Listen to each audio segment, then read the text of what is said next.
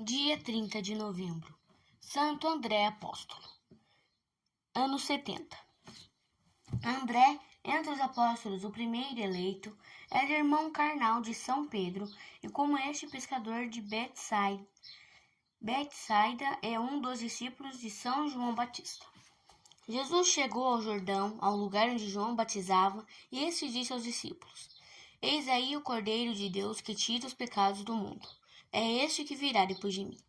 André, compreendendo o sentido desta palavra, seguiu Jesus com mais outros discípulos, provavelmente São João Evangelista. Jesus recebeu-os perguntando-lhes: Que desejais? Eles responderam: Mestre, onde moras? Ao que Jesus respondeu: Vinde e vede. Foram e passaram o dia todo com ele. André encontrou o irmão Simão e disse-lhe: Encontramos o Messias, que é o Cristo. E levou-o a Jesus. Jesus olhou e disse: Tu és Simão, filho de João? Serás chamado Cefas, que quer dizer Pedro, isto é, pedra.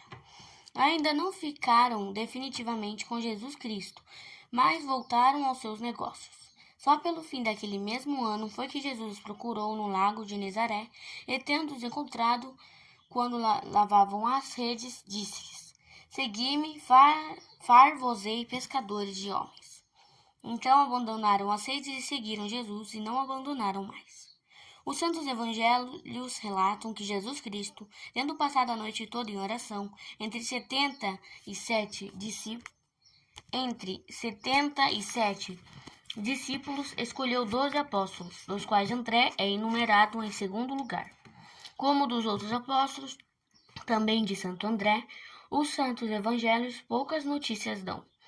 A tradição sabe que André, logo depois da descida do Espírito Santo no dia de Pentecostes, partiu para a Sítia, país situado ao norte dos mares Negro e Cáspio. Mais tarde, vemos o apóstolo em Colchida, na Trácia e na Grécia. Por último, fundou uma igreja em Taras, na Acaia, que foi uma das mais florescentes dos tempos apostólicos. A jovem igreja encontrou aí um inimigo encarniçado na pessoa de Egéas, governador romano, que não recusava diante das medidas mais cruéis e desumanas para defender a idolatria. André, com franqueza verdadeiramente apostólica, se lhe apresentou e disse: Exiges dos teus súditos que te reconheçam como juiz.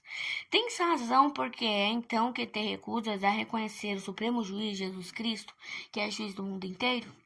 Egéas respondeu: És tu aquele, André, que derruba os templos de nossos deuses e mete tolices na cabeça dos simples para que abracem essa religião supersticiosa contra a qual os imperadores deram ordens as mais severas?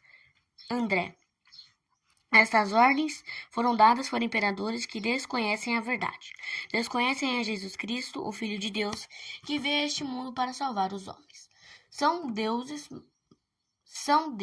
mais abjetos demônios. Egéas: Os judeus crucificaram Jesus Cristo justamente por causa dessa doutrina. André: se conhecesses o mistério da cruz e compreendesses quem é ele que, Criador de todos os homens, por amor de nós, tomou livremente a cruz sobre si para nos salvar. Egéas: Livremente não, porque foi processado, preso, condenado e crucificado. André: Quem como ele predisse a morte? Quem como ele predisse ainda o modo por que havia de morrer? Quem como ele, depois de morto, ressuscita glorioso do sepulcro? Quem como ele disse: Eu tenho o poder de entregar a minha vida e de reavê-la e confirmar esta doutrina por fatos inegáveis. Morreu porque quis, morreu livremente, e a salvação é um fato que se impõe à crença de todos. Egéas: É um absurdo ser discípulo de um crucificado. André: Se me quiseres ouvir, eu te explicarei esse mistério. Egéas: Desconhecem ainda que os deuses não morte na cruz não é mistério nenhum, antes vergonha e castigo. André. Uma coisa e outra. Um castigo porque pela morte da cruz foi tirada a culpa do pecado. Mistério, porque tornou fato a graça, substituiu o castigo e aos fiéis é garantida a vida eterna. Egés. Com estas fatuidades divertirás a quem quiseres. Eu, porém, te digo, se não abandonares essa religião, se não renderes honra aos deuses, eu te mandarei à flagelação e mesmo à cruz, visto lhe terem tantas vezes veneração. André. O sacrifício que eu dia por dia ofereço não é incenso, não são holocaustos de bois e carneiros, mas é o Cordeiro Imaculado, oferecido a Deus vivo e verdadeiro. Os fiéis bebem o sangue e comem a carne deste Cordeiro, que não morre, e a todos dá a vida. Egés. Como é possível isso? André. Se quiseres tornar-te meu discípulo, eu te explicarei. A este convite de graça, Egés respondeu com ordem de prisão. André foi encarcerado e no dia seguinte foram reiteradas as ameaças de morte e as intimações de prestar culto aos deuses romanos. André respondeu ao governador com firmeza e mansidão. Meu martírio tornar-me-á mais agradável a Deus. Meu sofrimento pouco tempo durará, ao passo que teu tormento não terá fim. Egés, fora de si, ao ouvir essas palavras, lavrou a sentença de que o inimigo da religião e do império fosse flagelado e crucificado. Esta injustiça provocou grande indignação entre o povo. Levantando solene protesto entre ameaças e maldições, este exigiu de Egés a liberdade do querido pastor. André, porém, receoso de perder a palma do martírio, pediu aos fiéis que, pelo amor do sangue de Cristo, se abstivessem de atos de violência e não o retardassem no caminho da glória. Foram assim executadas as ordens bárbaras de Egés. Chegado ao lugar do suplício, André, vendo o instrumento do martírio pronto para recebê-lo, saudou-o com essas palavras: Salve Santa Cruz, tão amada e desejada. Tira-me do meio dos homens, entrega-me ao meu mestre e Senhor, para que eu de ti receba o que por ti me salvou. Todos se admiraram da coragem e da alegria que se estampavam no rosto do apóstolo mártir, quando se entregou aos algozes. Pregado na cruz, ficou 2 dias nesta posição, edificando a todos os assistentes com os conselhos e orações. Aparecendo ainda com vida no 3º dia, os fiéis quiseram à força libertá-lo do tormento. Mas, quando puseram mãos à obra, uma luz intensíssima desceu do céu e envolveu o corpo do apóstolo, pelo espaço de meia hora. Passada esta, André tinha entregue a alma a Deus. Uma piedosa mulher, Maximila, tirou da cruz o corpo do apóstolo e sepultou-o com muita honra. Egés, tendo disto notícia, enfureceu-se e ordenou a exumação do cadáver. Deus, porém, castigou horrivelmente.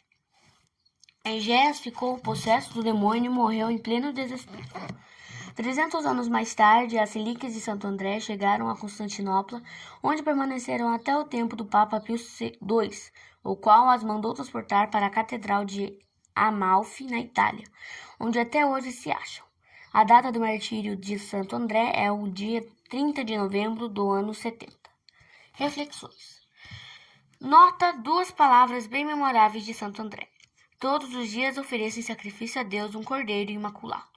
Pode haver um testemunho mais claro de que o apóstolo celebrou diariamente a Santa Missa? A nenhum outro sacrifício, a não ser ao sacrifício da Santa Missa, é aplicável esta expressão de Santo André. Todos os santos padres que escreveram sobre o Santíssimo Sacramento veem nele o sacrifício do Novo Testamento. É fora de dúvida que Cristo, instituindo o Santíssimo Sacramento entre as cerimônias da Última Ceia, instituiu a Santa Missa. Aviva tua fé na Santa Missa e assiste ao Santo Sacrifício com o maior respeito e com muita piedade. A outra palavra de Santo André foi esta: as honras que me são oferecidas não as aprecio por serem temporais e passageiras. O martírio com que me ameaçaram não o temo, porque sua duração não é eterna. O que o apóstolo quer dizer é que honras mundanas, riquezas e prazeres não têm subsistência. Loucura seria, pois, procurá-los desordenadamente e menosprezar os bens eternos. O sofrimento aqui na terra também não é eterno. As penas do inferno, porém, que são a paga do pecado, duram eternamente.